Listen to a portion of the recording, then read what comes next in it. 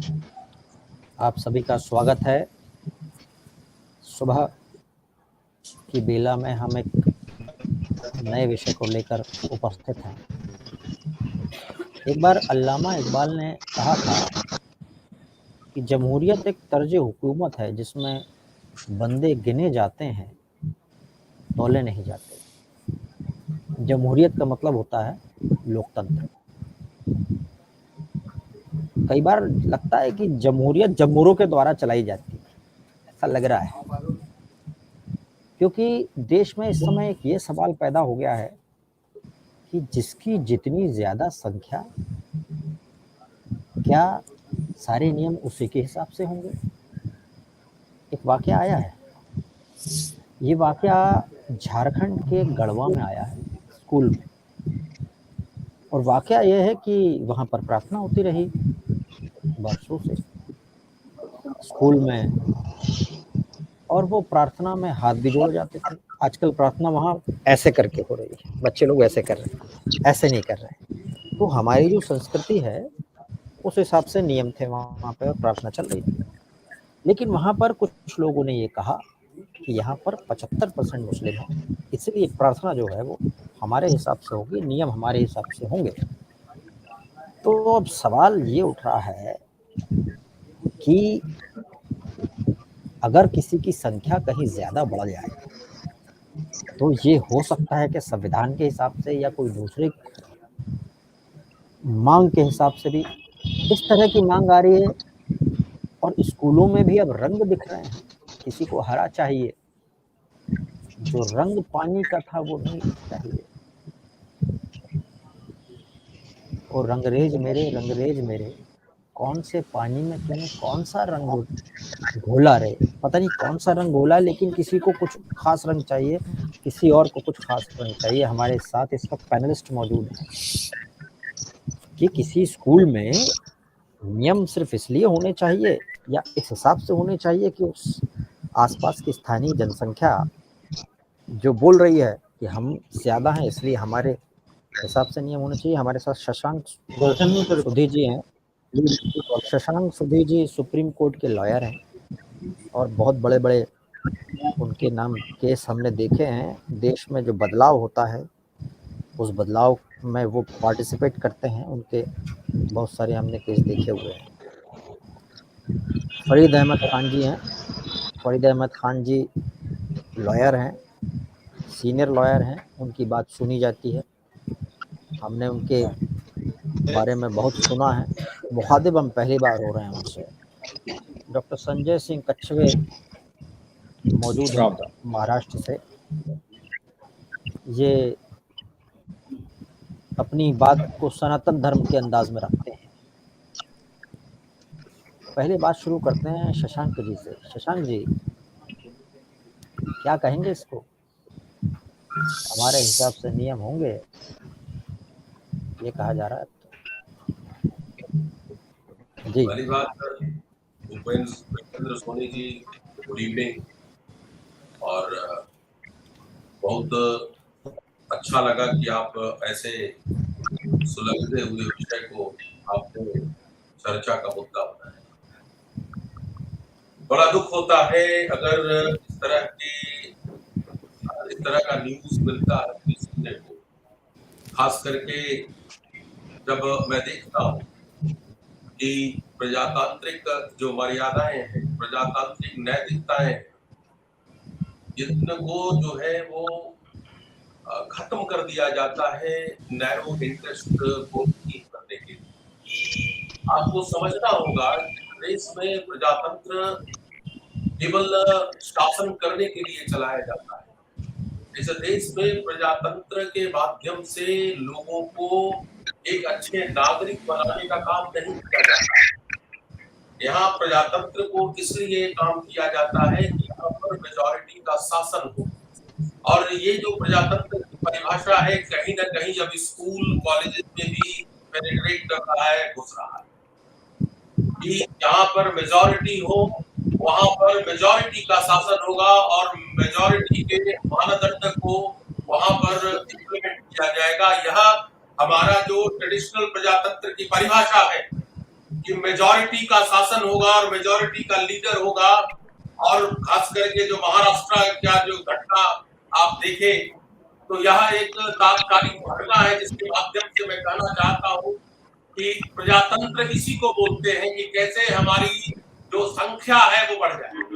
और अगर इस तरह का अगर जो विधा, अगर स्कूल जो विद्या का मंदिर होता है वो प्रजातंत्र का मंदिर नहीं होता है। प्रजातंत्र की पढ़ाई जरूर होती है, लेकिन प्रजातंत्र का मंदिर नहीं होता है, वह ज्ञान का मंदिर होता है। अगर ज्ञान के मंदिर में अगर प्रजातांत्रिक जो व्यवस्था फैल जाए तो ज्ञान नहीं होता है। तो कहीं ना कहीं वहां पर स्टूडेंट राजनीतिक दल के को रिप्रेजेंट करेंगे, कुछ जो स्टूडेंट है कुछ और दल को नेतृत्व करेंगे। तो ये इस तरह की परंपरा को खत्म होना चाहिए। आज जो समकालिक जो परिस्थितियां हमारे देश में घट रही है उसका भी बड़ा योगदान है इस तरह के घटना को घटने में। मैं कहना चाहता हूं सोनी साहब कि अगर आप पास्ट के घटनाओं को देखें तो जिस प्रकार से यह मेजॉरिटी रूल अपनी ताकत को प्रदर्शित करने का माध्यम है, और वही स्कूल में अपनी ताकत, क्योंकि मैं 75% यहाँ पर हूँ तो मेरी ये ताकत है और मैं जो बोलूंगा वो होगा, चाहे वो प्रार्थना हो, चाहे वो सिलेबस हो, चाहे कुछ भी हो। हमारे देश में आप ये जान करके हैरानी होगा कि हमारे देश में लेजिस्लेटिव इम्पैक्ट असेसमेंट मैकेनिज्म नहीं है। एक बार कानून बना दिया जाता है, उस कानून को देखने वाला कोई नहीं है। जरूरत इस बात की है कि अगर देश में कोई भी अगर एजुकेशन के रूल्स एंड रेगुलेशन है तो उसका पालन होना चाहिए। वो कोई धर्म विशेष से रेगुलेट नहीं किया जाएगा, यह हमारा संविधान कहता है। और आर्टिकल 28 सब क्लॉज में ये बताया गया है कि किसी भी आदमी को आप धार्मिक रूप से प्रेशराइज नहीं करेंगे कोई भी रिलीजियस म्यूजिक और गाना गाने के लिए, आप स्वतंत्र हैं। लेकिन जब यह होता है, जैसे आप एक वकील के पास जाते हैं, वकील का यह एक ड्रेस कोड है कि ब्लैक कोट है, आप येलो कोट पहन करके नहीं जाते। उसी प्रकार स्कूल का एक इंस्ट्रक्शन लॉ होता है, इंस्ट्रक्शनल जो है पॉलिसी होती है, उस पॉलिसी के तहत जो है वो प्रार्थना भी होता है, वो एक्स्ट्रा करिकुलर एक्टिविटीज भी होता है, वो धार्मिक जो मान्यताएं हमारे देश में है, जो प्रमुख मान्यताएं हैं उसके बारे में पढ़ाई भी की जाती है। तो इस प्रकार से मैं जहां तक मेरा जो संवैधानिक जो ज्ञान है और कानूनी ज्ञान है, अगर इस तरह की घटना घटी है इसके नाम पर कि व्यक्ति वहां पर मेजॉरिटी कोई एक वर्ग विशेष का है तो उस मेजॉरिटी के वर्ग विशेष के ट्रेडिशन और परंपरा और धर्म को वहां पर स्कूल में प्रमुखता दी जाएगी, तो ये सरासर गलत है। यह संविधान का उल्लंघन है और इसकी जितना भी निंदा की जाए वो कम है, क्योंकि इस तरह का अगर इस तरह की अगर विचारधारा स्कूलों में पैदा होगी तो कट्टरता बढ़ेगा, ठीक है, फंडामेंटलिज्म बढ़ेगा और धर्म को जो है धर्म में कट्टरता बढ़ेगी। तो इस प्रकार मेरा ये कहना है कि हमारे देश में बहुत सारे कानून हैं, उस कानून के माध्यम से इस तरह की मानसिकता को खत्म करने की जरूरत है। नहीं तो यह एक उस विनाश का इशारा है, उस गृहयुद्ध का इशारा है जो अभी सीरिया में आप जो घटना देख रहे हैं। आप और भी जो है कंट्रीज है जहां पर पाकिस्तान का देख लें आप क्या स्थिति हो रही है। हालांकि वो एक ही वर्ग के लोग हैं, लेकिन तब भी जो स्थितियां जो है कोई बहुत अच्छा नहीं है, क्योंकि फंडामेंटलिज्म जो है बहुत जोरों पर है। मेरा ये कहना है कि भारत एक स्वतंत्र देश है, भारत एक सहिष्णु देश है। यहाँ पर हजारों वर्ष से सभी लोग एक साथ मिलकर रहते हैं। हमारे यहाँ कट्टरता नहीं सिखाई जाती है। आप चाहे वो संस्कृत के स्कूल में चले जाए, चाहे वो हिंदू के स्कूल में चले जाए, चाहे कोई भी, हमारे असहिष्णुता ही, क्योंकि हम लोग सहिष्णु माने जाते हैं। मेरा ये कहने का अर्थ है कि मैं किसी धर्म को पर कोई प्रतिक्रिया नहीं दे रहा हूँ कि वो सहिष्णु नहीं है, सहिष्णु सब है। लेकिन यस कुछ लोग हैं जो इस देश का माहौल बिगाड़ना चाहते हैं, स्कूल के प्रार्थना के नाम पर, स्कूल के ड्रेस के नाम पर, जो स्कूल के अभी बैंगलोर की जो घटना है, वो घटना जो है सभी के माइंड में है, इस तरह की घटना घटी है। तो आखिरकार एक वर्ग विशेष के माध्यम से इस प्रकार का काम दुष्प्रचारित किया जा रहा है, वो गलत है और यह संविधान के विरुद्ध है।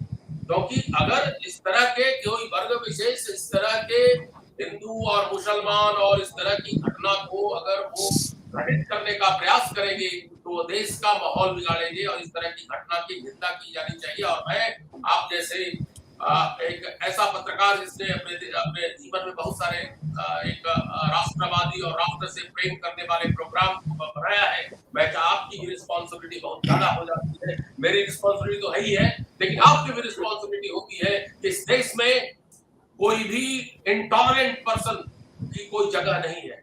ये टॉलरेंट देश है, यहाँ पर किसी प्रकार का मेजॉरिटी और माइनॉरिटी नहीं होना चाहिए। लेकिन हमारा संविधान कुछ ऐसा है क्योंकि इसमें बहुत रंग बिरंगे कानून है और इसी का फायदा उठा करके लोग जो है अपनी बातों को स्पष्टता से कहना चाहते हैं। तो निश्चित रूप से यह इसका अपना एक मिजाज जो हमारा सुप्रीम कोर्ट डिसाइड करता है, लॉ सेटल करता है।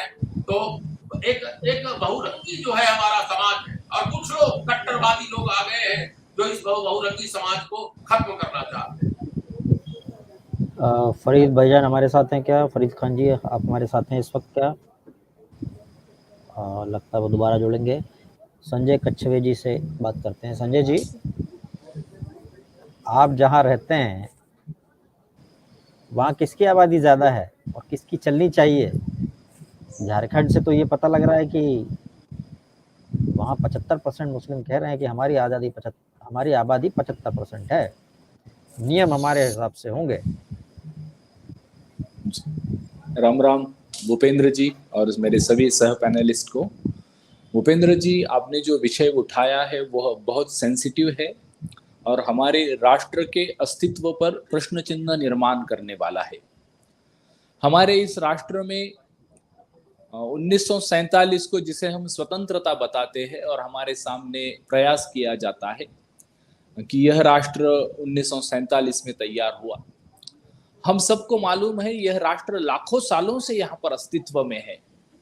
इस राष्ट्र का रक्षण श्री राम, श्री कृष्ण, छत्रपति शिवाजी महाराज, महाराणा प्रताप सिंह जी, गुरु गोविंद सिंह जी ने किया है।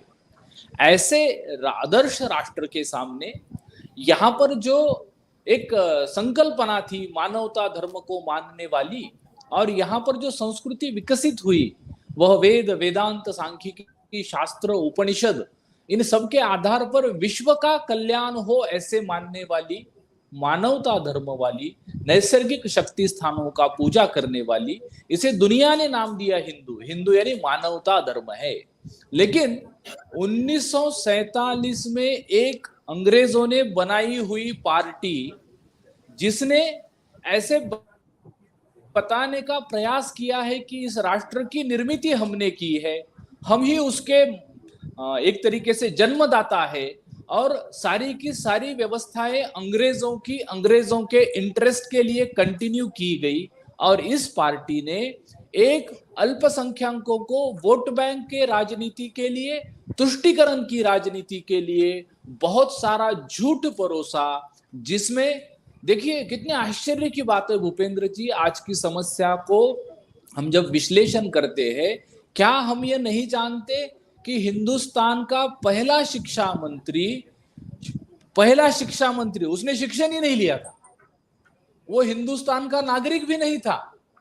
मदरसे का मौलवी घर पे आकर उनको पढ़ाता था। वो सऊदी अरेबिया के पिता माता 1860 तक सऊदी अरेबिया में रहे हुए। ऐसे शिक्षा मंत्री हिंदुस्तान में बनते हैं, एक के बाद एक 5 ऐसे बनते हैं और 75 से 77 अभी जो सवाल है वहाँ ये कहा जा रहा है कि प्रार्थना जो होगी वो उसमें हाथ नहीं जोड़ा जाएगा। ये भारतीय संस्कृति रही है, हम नमस्कार करते रहे हैं, हाथ बांध के प्रार्थना हो रही है। और भूपेंद्र जी, वहाँ बहुत सारे नियम जो हैं वो सारे नियम ये कहे जा रहे हैं कि हमारे हिसाब से नियम होंगे क्योंकि हमारी मेजॉरिटी है।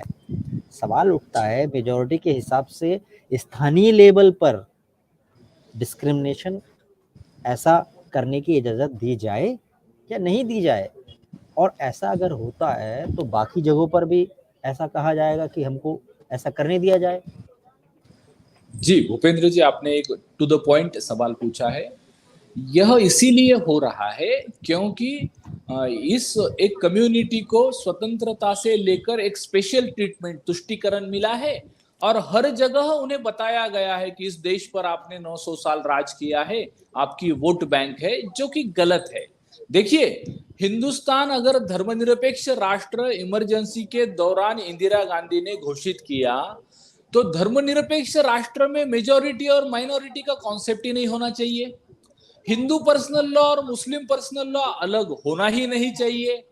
क्या हमें पता है हिंदुस्तान के संविधान में आपने जो पूछा ना मेजॉरिटी और माइनॉरिटी, माइनॉरिटी का कोई डेफिनेशन नहीं लिखा है, कोई क्राइटेरिया नहीं है। जो यूनाइटेड नेशंस में लिखा हुआ है 1.5% less than the total population is called minority.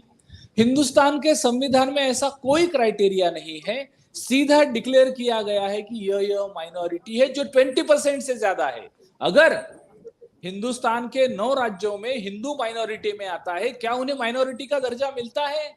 और यह जो घटना है झारखंड की, यह बहुत बड़ा सायरन अलार्म बजाती है कि कोई अपनी संख्या के बल पर अगर धमकाना चाहता है लोकतंत्र में, तो यह हिंदुस्तान के प्रजातंत्र के ऊपर बहुत बड़ा खतरा है। कोई अपने पंथ के नाम पर, धर्म के नाम पर अगर मस्जिदों से शुक्रवार की नमाज के बाद बाहर आकर पत्थर मारकर या किसी का नुपुर शर्मा के नाम पर गला रेत कर, और आज स्कूलों में जो ज्ञान का मंदिर है, जो माता सरस्वती का अध्याय देता है, जहां का शिक्षक सब कुछ जो हमारे मैकेले की शिक्षण पद्धति में है वही सिखाता है, अगर शिक्षा जैसे पवित्र क्षेत्र में कोई माइनॉरिटी मेजॉरिटी हिंदू और मुस्लिम लाता है, तो यह देश की आने वाली पीढ़ी को बर्बाद करना है, उनके दिमाग में बचपन से यह डालना है।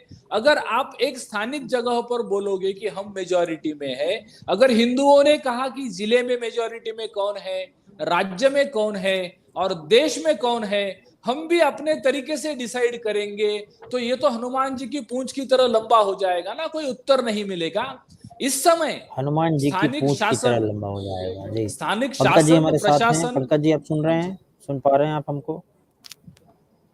जी भूपेंद्र जी, सुन रहा हूं मैं। बहस जो है मेरी ये हो आवाज आ रही रही है? है, आपकी आवाज आ रही है। अब तो जगह जगह से, छोटी छोटी जगह से ये कहा जा रहा है कि हम यहाँ पर बड़े हैं, मेजॉरिटी हैं, आबादी में बड़े हैं।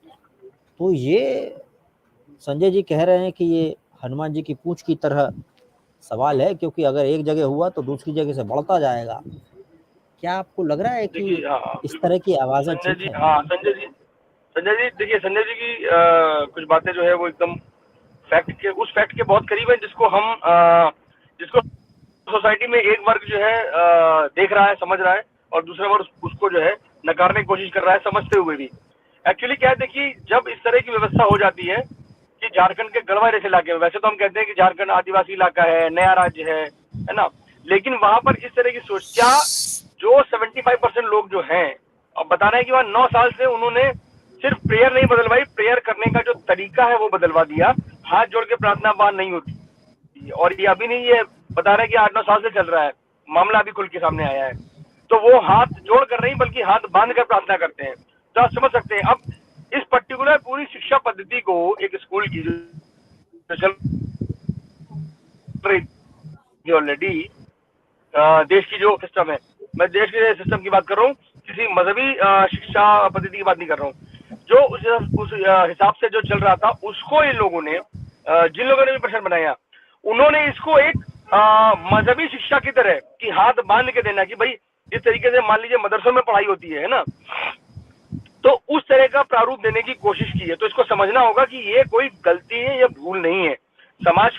समाज में एक आदमी भूल कर सकता है, 2 आदमी भूल कर सकते हैं। जब उस समाज के लोग ये कहने लगे कि हम 75% है, हमारे हिसाब से नियम बनाइए, प्रेयर भी हमारे हिसाब से आप कीजिए, तो इट मीन्स वो मैसेज देना चाहते हैं कि हम संख्या बल के आधार पर ये बदलाव चाहते हैं।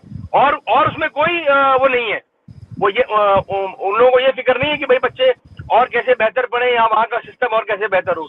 यहाँ का पूरा एजुकेशन जो सिस्टम है वो हमारे हिसाब से चले, और हम चूंकि जो है 75% है, तो हम इस सिस्टम को नहीं मानेंगे जो कि संवैधानिक और आपकी सरकारी व्यवस्था में है। हम उस सिस्टम को मानेंगे जो हमारे धर्म या हमारे मजहब के अनुसार बनेगा। तो ये देखिए, ये पूरी सोच है। और इसको ये कह देना कि वो एक स्कूल का मामला हो सकता है या कुछ एक सोसाइटी का, जब आपकी सोसाइटी ऐसा सोचने लगती है। अभी किसी एक मुद्दे पर जो अगर मान लीजिए दो धर्म के लोग भिड़ जाते हैं, उसके बाद उसमें अगर कोई आपराधिक घटना हो जाती है, तो उसको आप मान सकते हैं कि भाई सारे लोग ऐसे नहीं है, चाहे किसी भी धर्म की गलती किसी की भी रही हो। जैसे कि अभी हमने उदयपुर वाले में देखा कि अब वही लोग जो सर से तन जुदा करने की बात करते थे, वो सारे के सारे लोग आज बैकफुट पे हैं, जो टीवी पर बोलते थे नहीं हम हिंसा का विरोध नहीं करते। अरे आप ही लोगों ने कहा था कि भाई सर तन से जुदा कर दो, ठीक है, उन नारों का आपने सपोर्ट किया, उसके बाद आज जब ऐसी घटना होगी तो आप बैकफुट पे आ रहे हैं।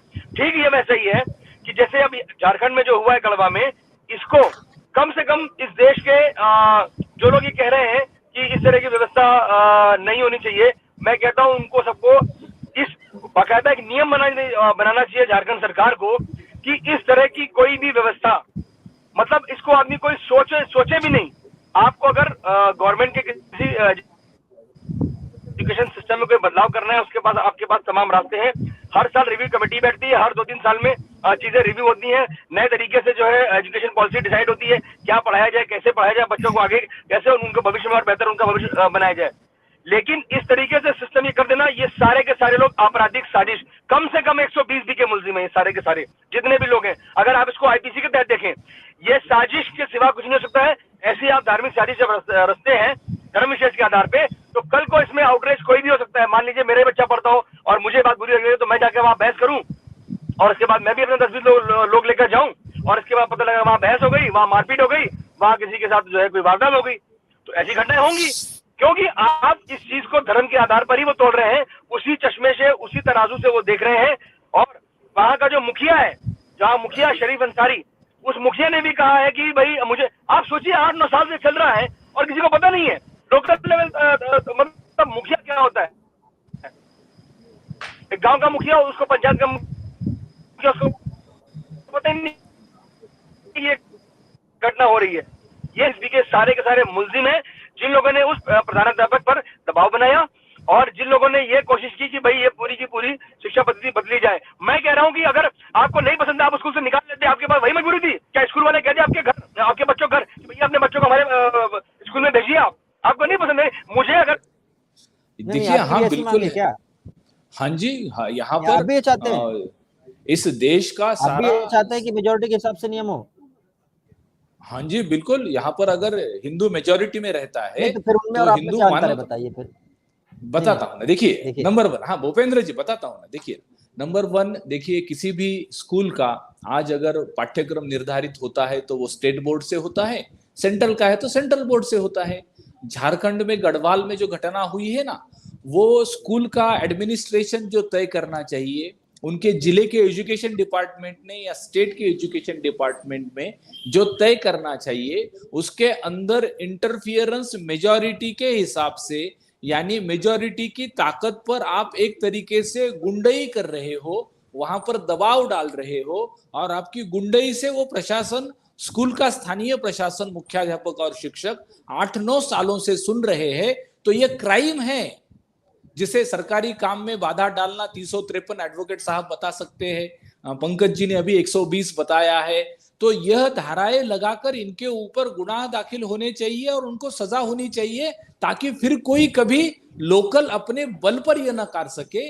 यह करने का काम उस स्कूल का स्थानीय प्रशासन, मुख्याध्यापक, शिक्षक करते हैं, वहां का जिले का एजुकेशन डिपार्टमेंट करता है, स्टेट बोर्ड करता है, सेंट्रल बोर्ड करता है। अगर कोई अपने धर्म के आधार पर यह कहना चाहता है तो हम स्पष्ट बताना चाहते हैं, आप एक गांव में बढ़ गए इसलिए गुंडई करोगे, तो जिले में मेजॉरिटी कौन है यह भी ध्यान में रखिए, रीजन में मेजॉरिटी कौन है यह भी ध्यान में रखिए, स्टेट में और देश में मेजॉरिटी कौन है यह ध्यान में रखिए। अगर आप हमें कॉर्नर को पुश करेंगे हम मेजॉरिटी होते हुए भी, तो अगर हम अपनी मांगे रखने को आएंगे तो आपका अस्तित्व खतरे में आ जाएगा। हिंदुत्व मानवता धर्म है, सबको उदारता से साथ में रखता है।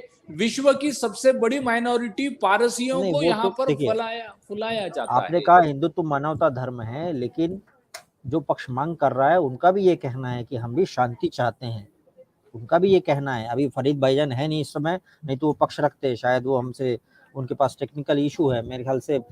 शशांक जी, अगर आपको समय मिले तो उनको फोन करके पूछिए कि उनका जो लिंक है वो क्या लग नहीं रहा है क्या, एक बार अपना म्यूट करके आप उनसे बात करके पूछिएगा। लेकिन अगर इस बात पर कहा जाए तो उनका भी ये कहना है कि हम भी शांति चाहते हैं।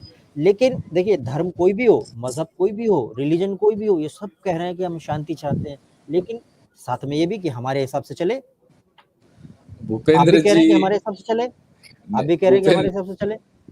भूपेंद्र जी, यह विश्व देख रहा है कि अरबस्तान से लेकर जम्मू कश्मीर के 5,000 हिंदुओं के कत्ल तक कौन सा शांति का मजहब है, और कौन नुपुर शर्मा के नाम पर तन सर से जुदा कर रहा है, कौन हिजाब के नाम पर राहुल को काट रहा है, कौन इस्लाम के नाम पर कमलेश तिवारी का गला रेत रहा है। तो शांति का मजहब तो छोड़ दीजिए महाराज, ये तो आतंक का मजहब बन गया अभी है। कुछ समय तो पहले लिंचिंग हुई थी, वो लिंचिंग तो गाय के नाम पे हुई थी।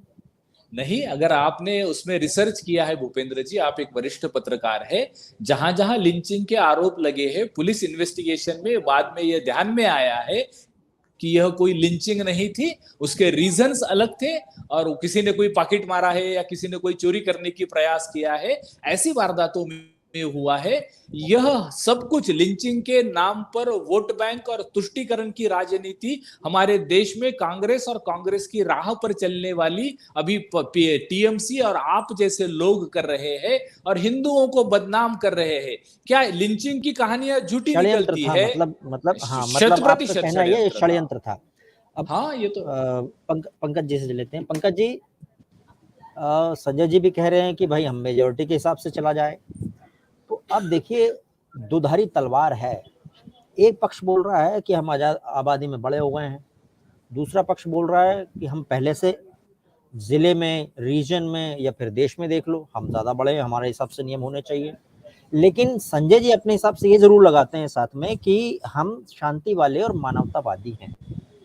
अभी अब वो जो पक्ष मांग कर रहा है ये कह रहा है कि हम भी शांति चाहते हैं। अब तो दुधारी तलवार हो गई है। आप कह रहे हैं कि ये क्राइम है, कई दिनों से चल रहा है, स्कूल में नहीं चलना चाहिए। अब वो करे तो करे क्या, आगे इसको जारी रखने दिया जाए या कुछ किया जाए इस पे। हालांकि राज्य सरकार ने ये कहा है कि हम इसकी जांच करेंगे, लेकिन इतने सालों बाद। पंकज जी। जी देखिए, शिक्षा मंत्री ने जांच के आदेश तो दिए हैं, लेकिन मीडिया में खबर आने के बाद मैं कह रहा हूं कि पिछले क्या 9 साल से वहां चुनाव नहीं हुए? क्या पिछले 9 साल से जनप्रतिनिधि वहां गए नहीं उस एरिया में गढ़वा के? क्या पिछले 9 साल से मुखिया से लेकर और विधायक, सांसद, मंत्रियों तक किसी को पता ही नहीं था कि वहां क्या हो रहा है? सवाल इस पर भी उठता है। ये 9 साल बाद घटना अचानक सामने आ गई है, तो इसका मतलब ये नहीं है कि घटना अचानक आज ही हुई, आज नहीं है। कोई बड़ी से बड़ी घटना को भी आप 2, 4, 5, 6 दिन दबा सकते हैं। 8-9 साल से अगर ये हो रहा है तो इसको दबाया भी गया है। ये आज हमारे आपके सामने तो अब आया है ना। और आप ये देखिए कि गवर्नमेंट अगर ये कह रही है कि भाई हम जिसकी जांच करवा रहे हैं, सबसे पहले उनको बुलाकर, क्योंकि वो सारे लोग ऑन कैमरा है, उसका एक वीडियो भी वायरल हो रहा है, वो बच्चे सारे हाथ बांध के प्रार्थना कर रहे हैं। जी जी, उनको सबसे पहले ये करना चाहिए कि जितने भी ये लोग क्या बोलते हैं जो वहां गए थे उनके पास, ठीक है, उनके सबके रिकॉर्ड हैं, उनके सबके नाम हैं, उनके बच्चे स्कूल में पढ़ रहे हैं, उनके सारे पेरेंट्स को सबको नोटिस देके बुलवाया जाना चाहिए। जो डिस्ट्रिक्ट एजुकेशन ऑफिसर है उसके द्वारा बुलवाया जाना चाहिए, और सबका एक एक बयान रिकॉर्ड कराया जाना चाहिए प्रधानाध्यापक के सामने, कन्फर्म कराते हुए कि आपने क्या बयान दिया, क्यों दिया, और आपने ये दबाव क्यों बनाया। मैंने बताया ना कि इस मामले को आप एजुकेशन के लेवल पे इसको डील नहीं कर सकते। एजुकेशन का मसला ही नहीं है। एजुकेशन का मसला तो वही खत्म हो गया था कि जहां आपने दबाव बना के जबरदस्ती काम कराया। जब आपने जबरदस्ती कराया है तो वहां पर फिर सिविल पुलिस यानी आईपीसी आ गई है। अब ये मामला आईपीसी और सीआरपीसी के तहत आता है कि आपने एक स्टेट और सेंट्रल गवर्नमेंट की जो एजुकेशन पॉलिसी है, आपने उस पॉलिसी के खिलाफ जो है जाकर इस तरीके से काम किया, और आपने सिर्फ अपनी आपने अपनी जो मेजोरिटी है उस मेजोरिटी के आधार पे, यानी कि अब ये बेसिकली आपने धार्मिक ताकत दिखाने की कोशिश की है।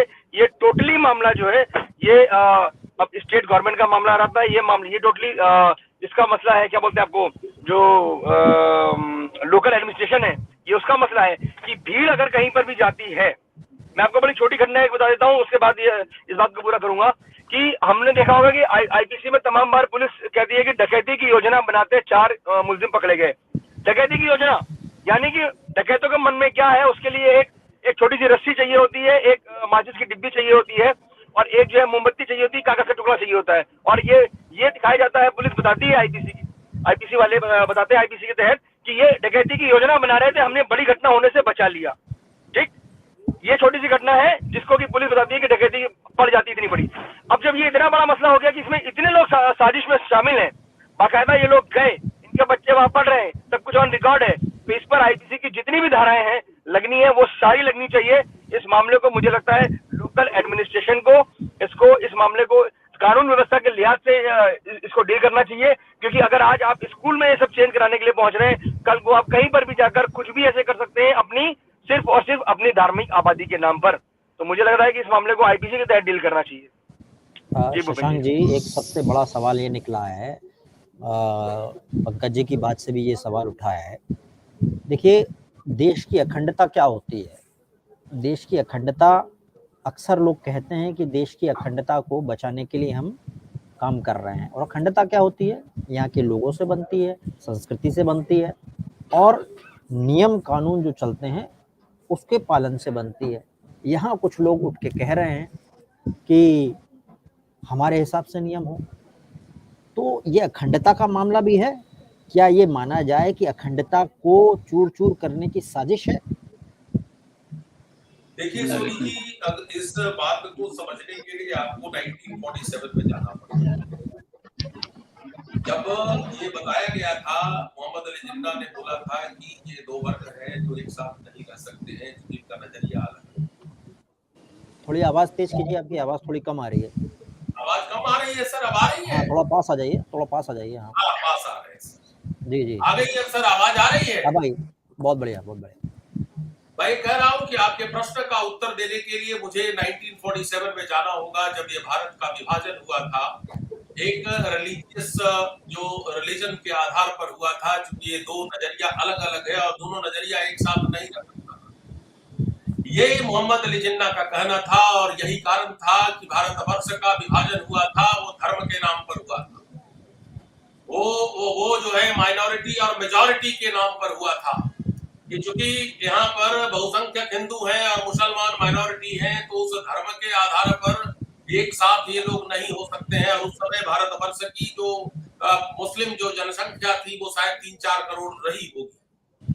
तो मेरा आपको ये कहना है कि जब नजरिया ही अलग है और अलग अलग इनको रहने की आवश्यकता थी और इस देश का विभाजन किया इन्होंने, तब तो ये बात आती ही नहीं है कि भाई ये हिंदू धर्म है और ये मुसलमान धर्म है। क्योंकि आपने यह धर्म अगर यह देश का विभाजन जो है हिंदू और मुस्लिम पर हुआ है, तो आपने ही तो बोला कि हिंदू लोग यहाँ रहें और मुसलमान लोग हम लोग एक साथ रहेंगे। तो आप ही का ये डिवीजन किया हुआ था।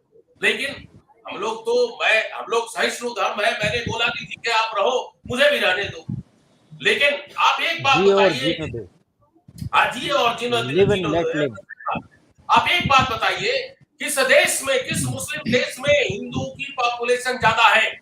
आप ये बताइए।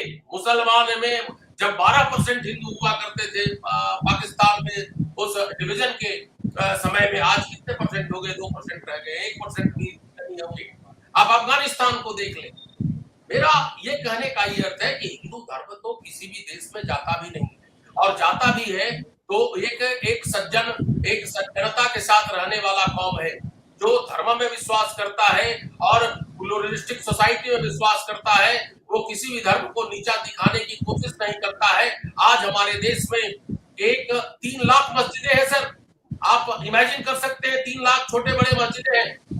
क्या आपने 1947 में हम लोगों से निकल करके आप एक नया देश बना लिए कि मुसलमान अलग रहेगा, और आज इस देश में आपका मस्जिद जो है छोटा से बड़ा लेकर के 3 लाख से ज्यादा मस्जिदें हैं सर। आप इससे बड़ा सहिष्णुता का प्रमाण क्या हो सकता है? आज मदरसे है सर हर जगह, इससे बड़ा सहिष्णुता का प्रमाण क्या है? आज हमारे सभी शहर में 10-11% मुस्लिम पॉपुलेशन है, इससे बड़ा सहिष्णुता का क्या वो है? आप एक हिंदू जो है अगर मुस्लिम के मोहल्ले में रहे तो आप रहने नहीं दीजिएगा, लेकिन आप हमारे यहाँ रहे तो मैं रहने देता हूँ। मेरा ये नहीं, मैं बता रहा हूँ, मैं वो नहीं जा रहा हूँ, उसमें नहीं जा रहा हूँ। मैं केवल ये बात करना चाहता हूँ कि जो इंटॉलरेंस की जो ये प्रथा है हमारे यहाँ, जो धार्मिक आधार पर, मैं ये कह रहा हूँ धार्मिक, हर धर्म जो है प्रेम सिखाता है, हर धर्म जो है वो सहिष्णुता सिखाता है। कोई भी ऐसा धर्म नहीं है वो धर्म बताता है कि आप दूसरे धर्मों पर आक्रमण करें। आपको ये बताना चाहता हूँ कि ये जो नुपुर शर्मा का जो पैगंबर पर कोई विवादित बयान दे दिया गया, ठीक है, अच्छी बात है। कोई अगर कोई व्यक्ति डिबेट में अगर गलत बात, ये भी एक अलग विषय है, ये भी एक अलग विषय है। मैं इसका रेफरेंस इसलिए नहीं दे रहा हूँ, मैं दूसरी बात कर रहा हूँ। आपको मैं ये बताना चाहता हूँ कि अगर कोई प्रतिक्रिया दे दी गई है और वो प्रतिक्रिया किताबों में लिखी है तो वो निंदा का चीज नहीं हो सकता। मेरा केवल ये कहना है कि आप किसी को मार दें, ठीक है, क्योंकि वो गलत बोला है, ये कोई धर्म सिखाता नहीं है सर। मेरा ये कहना है, आज इस्लाम धर्म को भी पढ़े, कोई कुरान को पढ़े, कुरान कभी नहीं कहता है कि कोई आदमी को कत्ल कर।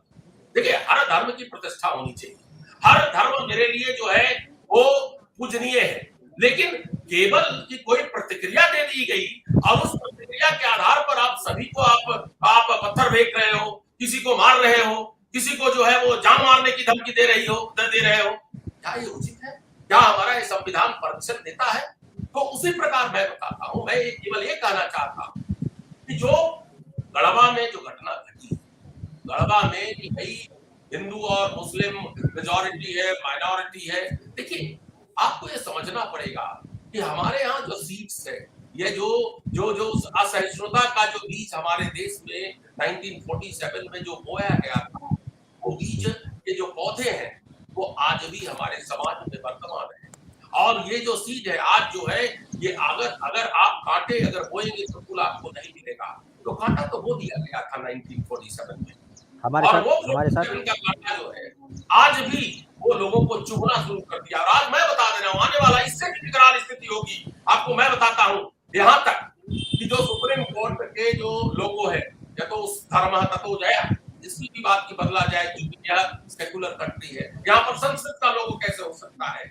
ये भी कहीं कहीं दबे पांव से जो है ये आवाज आती है। आज अस्माकम धर्मम जो आर्मी का जो है उसको भी बदलने की कोशिश की जाएगी। इस तरह के, क्योंकि हमारा जो आज हिंदुस्तान को, आज भारतवर्ष को किस रूप में जाना जाता है, यह हमारे ऋषि मुनियों, भगवान, ये सब के रूप में जाना जाता है विदेशों में। तो मेरा ये केवल कहना है सोनी साहब कि मैं ये नहीं कहता हूँ आईपीसी और सीआरपीसी और मेरी बात नहीं है।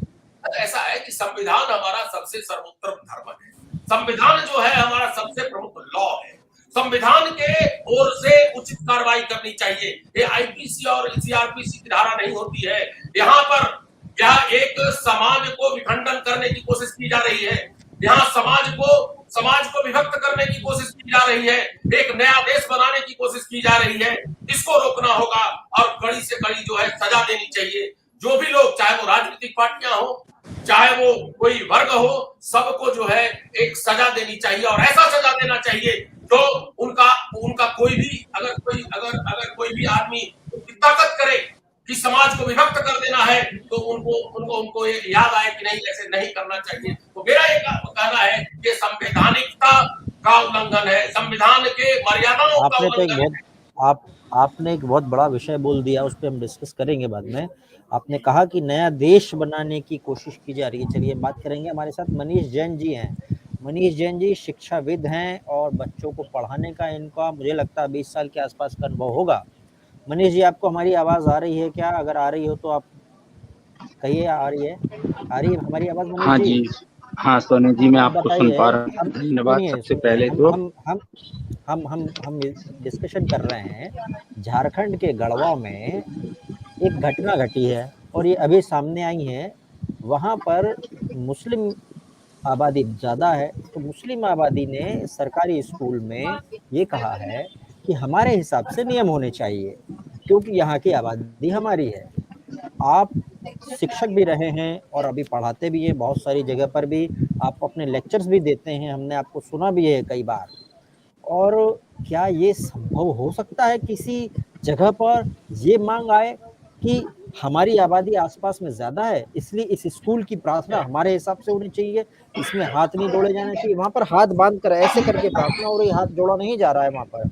हम इस पर विषय पर डिस्कशन कर रहे हैं कि हमारे समाज में ये शुरू हो चुका है। इस समय एक जगह घटना ये घटी है झारखंड में। तो आप अपनी प्रतिक्रिया इस पर क्या देते हैं?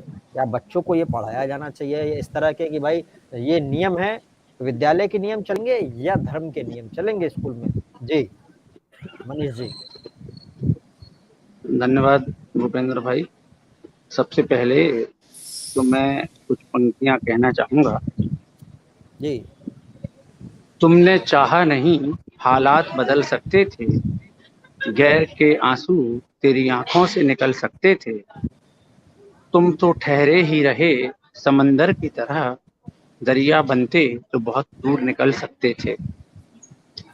ये जो संकीर्ण मानसिकता है, जो छोटी सोच है, उस सोच ने कहीं ना कहीं बच्चों के कोमल मन पर विपरीत प्रभाव डाला है।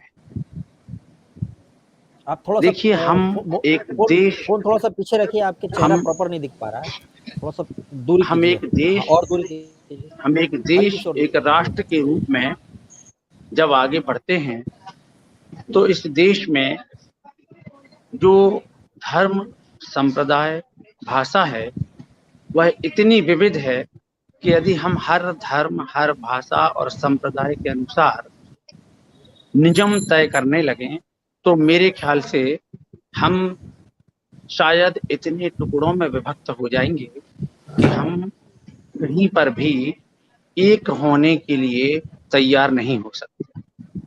और इसलिए अभी कुछ समय पहले उत्तराखंड जैसे राज्य से जो मांग उठी कि सिविल कोड जो है, एक समान नागरिक संहिता की मांग उठी, यदि हम एक समान नागरिक संहिता पर चलते हैं तो निश्चित रूप से वह हमारे देश की ऐसी छोटी मोटी समस्याएं जो खड़ी हो रही हैं उनका एक सम्यक समाधान हमें दे पाएंगे। निश्चित रूप से ये दुर्भाग्यपूर्ण है कि हमने स्कूल के बच्चों को धर्म और संप्रदाय के बीच में बांटना शुरू कर दिया, जबकि प्रार्थना हमने भी अपने बचपन में अपने स्कूल में की है। मैं अभी भी एक विद्यालय में, देश के प्रतिष्ठित विद्यालय में अध्यापन कार्य कर रहा हूँ। विभिन्न धर्म, संप्रदाय, रीति रिवाज, परंपराओं के बच्चों को मैं पढ़ाता हूँ और जब मैं सुबह अपनी कक्षा में प्रार्थना कराता हूँ तो सभी बच्चे हाथ जोड़ कर के ही प्रार्थना करते हैं। कभी किसी बच्चे ने या उनके अभिभावक ने यह आवाज नहीं उठाई कि हमारे धर्म के हिसाब से ही हम प्रार्थना करेंगे। जैसा मैंने पूर्व में कहा कि यदि हम अपनी सोच को विकसित नहीं कर पा रहे हैं, यदि हम अपनी सोच को एक विस्तार नहीं दे पा रहे हैं। आपने कहा कि अभी भी आप पढ़ा रहे हैं और वहाँ किसी भी पेरेंट ने, किसी अभिभावक ने ये नहीं कहा कि हमारे बच्चे इस हिसाब से नहीं चलेंगे जो आप प्रार्थना करा रहे हो या जो आपके नियम है, तो क्या उनका धर्म खतरे में आया या मजहब खतरे में आया है? अभी तक ऐसी कुछ आपको बात सुनाई दी कि उनका धर्म खतरे में आ गया इससे? जैसा मैंने पूर्व में कहा कि हमारे पास इस तरह की कोई भी शिकायत नहीं आई, ना ही कभी किसी ने इस तरह का प्रश्न उठाया। दरअसल में होता ये है कि इस तरह की घटनाओं के लिए तुष्टीकरण की जो नीति है वह जिम्मेदार होती है। जहां कहीं पर भी शासन और प्रशासन यह तय कर ले कि उसे किसी एक का पक्ष लेना है और दूसरे के पक्ष को या न्याय को दबाना है, वहां से ही महाभारत शुरू होती है। रामायण और महाभारत का मुख्य संदेश ही यही है। रामायण जहां हमें परिवार, समाज, राष्ट्र को देना सिखाती है, त्याग करना सिखाती है, वहीं महाभारत जो है वह दूसरे के अधिकारों पर अतिक्रमण करना, उसे उसके न्याय से वंचित करना और फिर उसे न्यायोचित ठहराने का प्रयास करती है। तब समाज में महाभारत होती है। और मेरे विचार से हमें एक राष्ट्र के रूप में बढ़ने के लिए जितनी जल्दी हो सके उतनी जल्दी समान नागरिक संहिता को मंजूरी देनी ही चाहिए। आप समान नागरिक संहिता की बात कर रहे हैं, मेरे ख्याल से मैं थोड़ा सा स्पेसिफिक होता हूँ, आपके टाइटल में जैन लगा हुआ है, मनीष जैन लिखते हैं आप, है ना? तो जैनों की जो जी। जनसंख्या इस देश में है ना, वो कभी 2011 के हिसाब से देख लीजिएगा तो आपको लगेगा कि इतनी कम जनसंख्या। और अभी जैन समुदाय का मैं सुन रहा था कहीं पर राजस्थान में, ये किसी संगोष्ठी में ये एक विषय आया कि जैन समुदाय की जो जनसंख्या वो घट रही है। बहुत सारे तो लोग बहुत बड़े-बड़े स्तर पर जाने के बाद संन्यास ले लेते हैं, और बहुत सारे लोग संन्यास लेने की वजह से बचपन में संन्यास ले ले रहे हैं।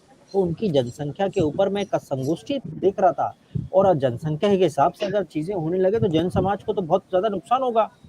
तो ये इस तरह से देश चलते नहीं हैं कि जनसंख्या अगर कम हो तो हमारे लिए नियम दूसरे हों, जनसंख्या ज़्यादा हो तो नियम दूसरे हों। भाई 10 नियम बना दिए या 1000 नियम बना दिए, सबके लिए नियम समान होने चाहिए, लेकिन ऐसा हो नहीं रहा अभी। आप जो बोल रहे हैं वो एक आदर्श स्थिति बोल रहे हैं जो होनी चाहिए, लेकिन समाज किसी और तरफ जा रहा है। कुछ लोग ये नहीं चाह रहे हैं। अब उसको कैसे बताया जाए, उनको कैसे समझाया जाए?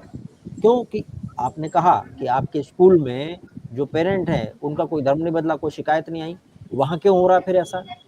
क्या कुछ और माहौल बनाया जा रहा है कि बच्चों को बिगाड़ा जा रहा है, या उनके ज़हन में कुछ और डाला जा रहा है? ऐसे हमारे साथ जुड़े हुए हैं राकेश सिहाग, आप हमारे साथ जुड़े हुए हैं, बीबी हमारे साथ जुड़े हैं, अनुराग हमारे साथ जुड़े हुए हैं, ये भी हमारी बातें अभी सुन रहे हैं और पार्टिसिपेट भी कर रहे हैं। जी आप बताइए मनीष जैन जी।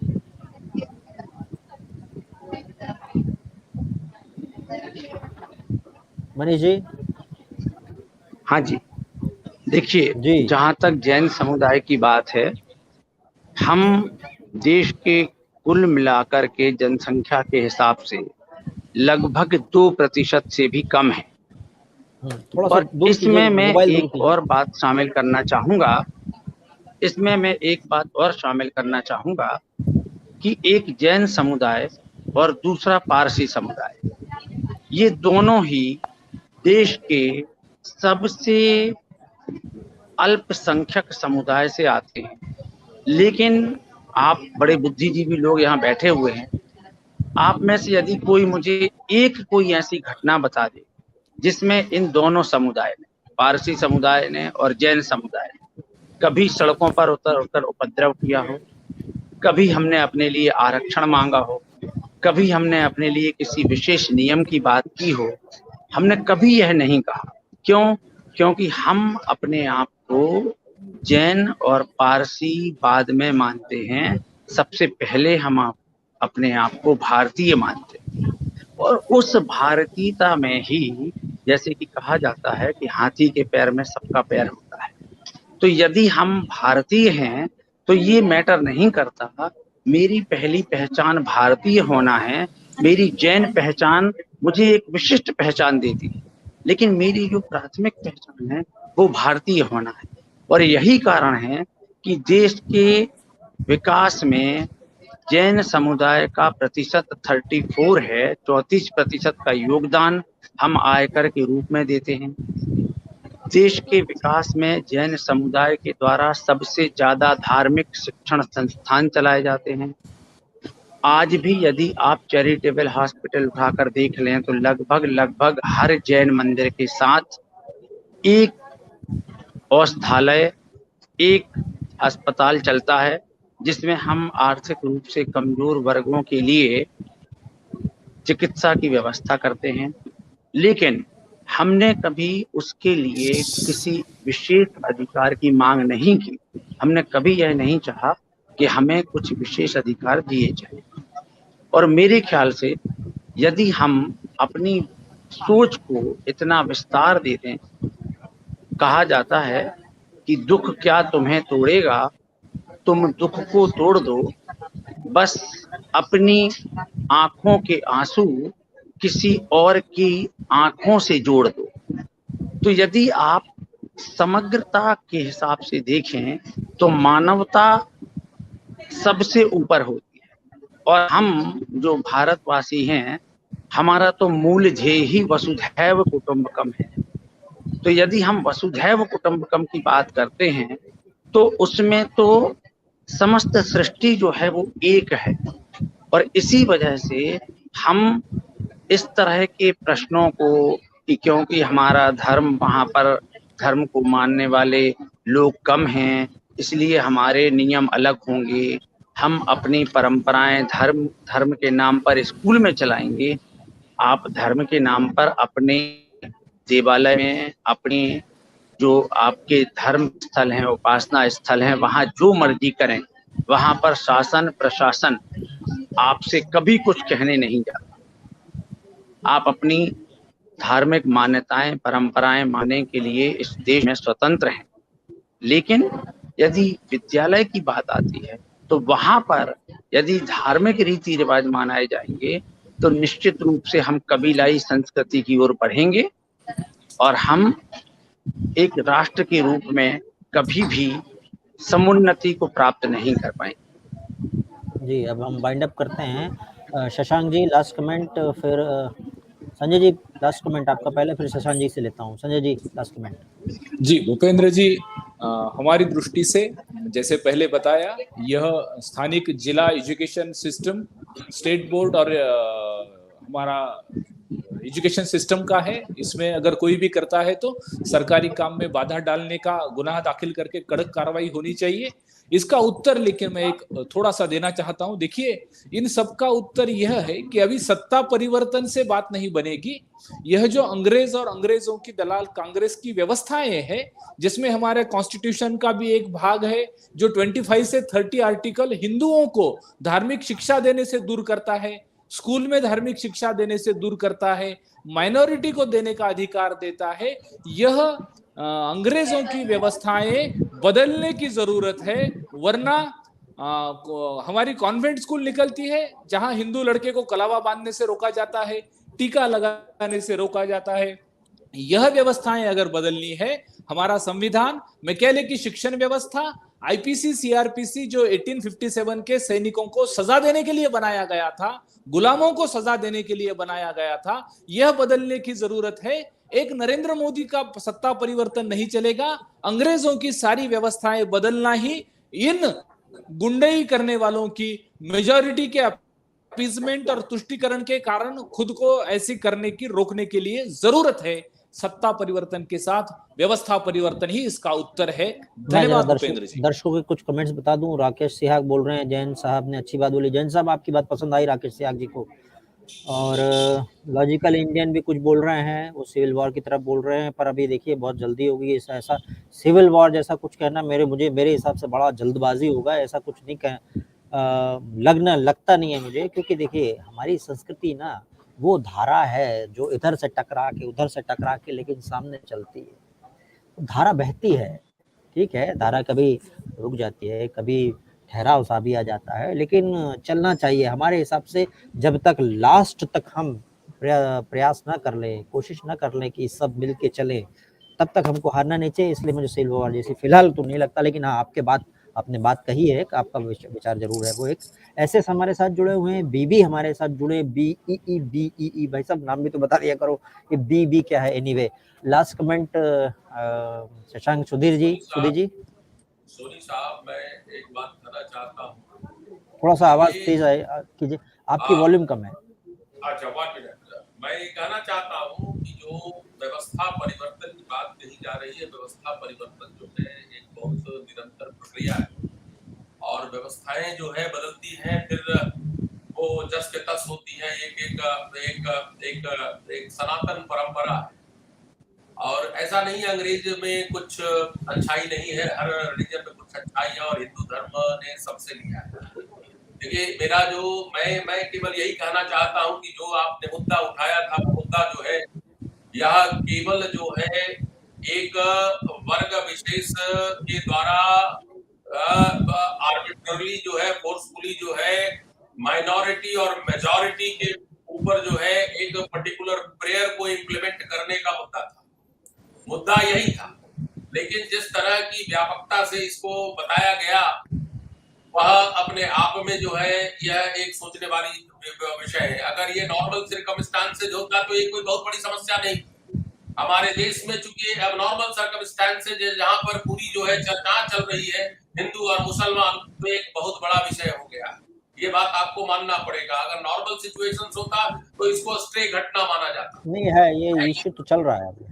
हाँ, इशू चल रहा है। तो मेरा यही कहना है कि देखिए, मेरा जो धर्म है वो धर्म बताता है सर्वे भवन्तु सुखिनः, सर्वे सन्तु निरामया, सर्वे भद्राणि पश्यन्तु मा कश्चित् दुःखभाग् भवेत्। यह धर्म जो है वो सबको कल्याण के लिए करता है, निरोग रहने के लिए करता है।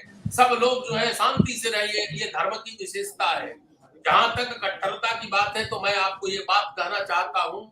देखिए, मैं स्पष्टता पे विश्वास रखता हूँ, मैं ड्यूलिटी पे विश्वास नहीं करता हूँ। अगर कोई गलत है तो गलत है। आज बेशक कोई भी व्यक्ति अगर कई धर्मों का, जैसे जैन साहब ने हिंदू में जितने सबसेक्ट्स हैं उनमें भी एक अपने जैन समुदाय को जो है उन्होंने जो बताया कि जैन समुदाय जो अच्छा चीज होता है उससे जुड़ा हुआ है और जो खराब चीज होता है उससे जुड़ा हुआ नहीं है। बेशक वो 2% है। उसी तरह से अगर मुस्लिम हिंदू सबको देखा जाए तो Syria, Yemen, Pakistan, Afghanistan, Kazakhstan, जितने भी जगह, फ्रांस, यूरोप, जहां भी देखें आप, इनको समस्या है हर जगह। ऐसी बात नहीं है कि ये समस्या केवल हिंदुस्तान में है, इनकी समस्या हर जगह है। जरूरत इस बात की है कि इन लोगों को एक अच्छे सोच को डेवलप करना चाहिए और इनके जो रिलीजियस इंस्टीट्यूशन है, जो मदरसा है, उसको जो है वॉच करने की जरूरत है, क्योंकि इतनी कट्टरता नहीं आ सकती अगर उनके बीच अच्छा एजुकेशन हो। ये साइंस जो है, ये साइंस की बातें नहीं बताते, ये शिक्षा की बात नहीं बताते। नहीं तो आज अगर आप देखें, कहीं भी चले जाए, कुछ लोग को छोड़ करके ज्यादातर लोग जो है एक आदरणीय और आदर्श व्यक्ति, ये जो यहाँ से जो मदरसे से नहीं उठते। मदरसे से आज तक कितने साइंटिस्ट हुए, कितने ऐसे लोग हुए हैं जिसको लोग जो है वो परस्यू करें। तो यह एक, क्या आप ये बताता नहीं है कि किस तरह की शिक्षा दी जा रही है? जो आप शिक्षा दे रहे हैं उस शिक्षा से तो कट्टरता तो बढ़ रही है। आज आप संस्कृत से रिलेटेड, संस्कृत जो स्कूल्स है उसमें देखिए, वहां पर वेदों का मंत्र पढ़ाया जाता है, वेदों की वैज्ञानिकता को बताया जाता है। वहां पर यह बताया जाता है कि अन्य धर्मों के प्रति रिस्पेक्ट करो। वहां पर बताया जाता है सुबह उठो। वहां पर बताया जाता है कि आप जो है पशु को भी देवता मानो। वहां बताया जाता है कीड़े मकोड़ों को देवता मानो। लेकिन जहां तक मदरसे की जो शिक्षा पद्धति है, वहां बताया जाता है कि ये काफिर है, ये हिंदू है, इनको मारा जाना चाहिए। तो कहने का ये कि इस मदरसे जो शिक्षा पद्धति है, इसको बदलने की जरूरत है। वहीं से ये जड़ हो रहा है। मैं जहां तक मानता हूं, कोई किसी ने बताया था कि यहाँ पर जो मदरसा शिक्षा पद्धति है उसको जो है बदलने की अर्जेंट जरूरी है, और तभी यह देश जो है एक अच्छे राष्ट्र के तहत चल जाएगा। मैं ये नहीं बोलता हूं कि हिंदू और मुसलमानों को हटा देना चाहिए, मैं ये नहीं बोलता हूं कि उसको हटा देना चाहिए। मेरा ये कहना है कि हर व्यक्ति, चाहे वो कोई भी मजहब का हो, सबका सम्मान करना चाहिए। लेकिन जब राष्ट्र की बात आए, जब हमारी अस्मिता की बात आए, तो राष्ट्र, तो ये राष्ट्र वही रहेगा जो हमारे पूर्वजों ने बनाया है। आज हम गंगा नदी की पूजा करते हैं, मेरे पूर्वजों का ये गंगा नदी की पूजा करते हैं। अगर आप उसको गंदा करेंगे तो आपको कानून की भाषा समझ में आनी चाहिए, और कानून में कानून की भाषा समझ में आनी चाहिए। देखिए, अब इसके लिए नेताओं को बताना चाहिए कि कानून की भाषा एक होती है, और वो भाषा हिंदू और मुसलमान धर्म नहीं है। वो हमारे देश की अस्मिता को रक्षा करने के लिए बना है। और अगर कोई भी वो कानून को तोड़ेगा तो उस कानून को आपको इम्प्लीमेंट करना होगा, और उनके कड़ी से कड़ी दंड की व्यवस्था की जानी चाहिए। कानून की एक ही भाषा होती है कि आप मर्यादित जीवन जियो, आप नियंत्रित जीवन जियो, आप देश का सम्मान करो, आप देश के परंपराओं का निर्वहन करने में लोगों का योगदान करो। अगर आप देश के आप मर्यादा को तोड़ेंगे, अगर कोई किसी को गाली दोगे तो आपके प्रति कानून अपना रूप दिखाएगी और आपको सजा होगी और ज्यादा से ज्यादा जो है आपको आपको आपको आपको आपको एक एक एक आपको दंड का भागी बनना पड़ेगा। तो मेरा यही कहना है। कानून की बात की आपने, कानून की बात की। हाँ जी, एक बात कहना चाहता हूँ सोनी साहब, मैं केवल यही कहना चाहता हूँ कि देखिए ये देश में आज तक अस्पष्टता, देखिए मैं 6-7 साल पहले की बात बोल रहे हैं, जिस तरह से तुष्टीकरण की नीति अपनाई गई थी, आज थोड़ा सा इस नीति को बदला गया है, थोड़ा सा बदला गया है, पूरी मैं नहीं कह सकता हूँ, थोड़ा सा बदला गया है। नेचुरली तुष्टीकरण की नीति जब वो खत्म हो जाएगी तो निश्चित रूप से देश में जो है ये जो विवाद चल रहा है, आज जो विवाद चल रहा है कि हिंदू मुसलमान और क्या क्या क्या, ये सब खत्म हो जाएगा। तुष्टीकरण की नीति खत्म करनी चाहिए और सबको बताना चाहिए कि भारत देश का जो संविधान है वो संविधान ये वो धर्म है और वही धर्म से यह देश चलेगा। अगर कोई भी आदमी संविधान का उल्लंघन करता है, चाहे हिंदू और मुसलमान हो, उसको कड़ी से कड़ी सजा देने की जरूरत है और तभी ये देश जो है वो मजबूत होगा। ये नहीं कि भाई आप उसको छोड़ दो, क्यों छोड़ दिया जाए, उनको तो मृत्युदंड देना चाहिए, क्योंकि यही चीज छोटा से बड़ा हो जाता है। तो उसको बड़ा नहीं होने की जरूरत है, हम लोगों को वर्क करने की जरूरत है, एक राष्ट्र के तरफ चलने की जरूरत है, एक कानूनी तरीके से चलने की जरूरत है, कानून की रक्षा की जानी चाहिए। आज हमारे देश में सबसे बड़ी समस्या है कि कानून की रक्षा नहीं हो रही। आज हिंदू की रक्षा हो रही है, मुसलमान की रक्षा हो रही है, इस तरह की बातें चल रही है। कानून की रक्षा करने के लिए अगर आप कानून की रक्षा करोगे तो आप हिंदू धर्म की रक्षा करोगे, आप कानून की रक्षा करोगे तो मुसलमान धर्म को रक्षा करोगे। तो कानून की रक्षा की जानी चाहिए, या यही बताना चाहिए सभी लोगों को, कानून चाहे विद्यालय में हो, चाहे कॉलेज में हो, चाहे महाविद्यालय में, कानून होना चाहिए। कानून हर जगह कानून होना चाहिए। हिंदू धर्म को कोई दिक्कत कानून से नहीं है, कानून की दिक्कत जिस धर्म को है। ये सोचना जी पूरी हो जाती बात। अब देश को ये सोचना पड़ेगा कि सारी चीजें इंसान के नाखूनों से चलेगी या कानून से चलेगी, नाखून या कानून, हथियार उससे चलेंगी नहीं। देखो बच्चे हैं, बच्चों को बच्चे रहने देना चाहिए। एक गजल थी कि 2 और 2 का जोड़ हमेशा 4 कहाँ होता है, सोच समझ वालों को थोड़ी नादानी दे मौला। ये सुना था मैंने कहीं। अरे थोड़े नादान भी बन जाओ भाई, क्या जरूरत है उनको ये पट्टी पढ़ाने की कि तुम हिंदू बन जाओ या मुसलमान बन जाओ या उसी तरह का बन जाओ। भाई जो नियम है उसको फॉलो करने दो यार। वो वहां से निकलेंगे क्या सोच के निकलेंगे। एक बात बड़ी अच्छी इस डिस्कशन में निकली कि पहले क्या, पहले धर्म मजहब या देश, नंबर 1। और दूसरी बात ये सबसे अच्छी निकली कि किसके हिसाब से चलेंगे हम। भाई कानून के हिसाब से चलोगे तो हिंदू भी बचेगा, मुसलमान भी बचेगा, सिख भी बचेगा, ईसाई भी बचेगा। और मनीष जैन जी बोल रहे थे हम कम हैं लेकिन हम पार्टिसिपेट करते हैं, वो भी बचेंगे। जैन धर्म भी बचेगा, बाकी धर्म भी बचेगा। हम कुछ दिन में तो हम रोटी के मुद्दे उठाते हैं, बेरोजगारी के मुद्दे उठाते हैं और फिर ट्रैक से भटक कर इधर आ जाते हैं। भाई हमारा धर्म ये बोल रहा है, ये कर रहा है, हमारा मजहब ये कर रहा है। अरे भाई कहाँ ले जा रहे हो यार, कहाँ जा रहे हैं हम। इंसान चांद तक पहुंच गया, मंगल तक पहुंच गया, चांद है जेरे कदम, सूरज खिलौना हो गया, मगर इस दौर में किरदार बौना हो गया। भाई किरदार बौना मत करो, जब चांद पे पहुंचे हैं तो बड़ा दिल रखो। अरे सबको लेके चलो, सबके साथ चलो। एक और शेर लास्ट कहता हूं जाते जाते, चमन में इफ्तिखार और रंग बू से बनती है बात।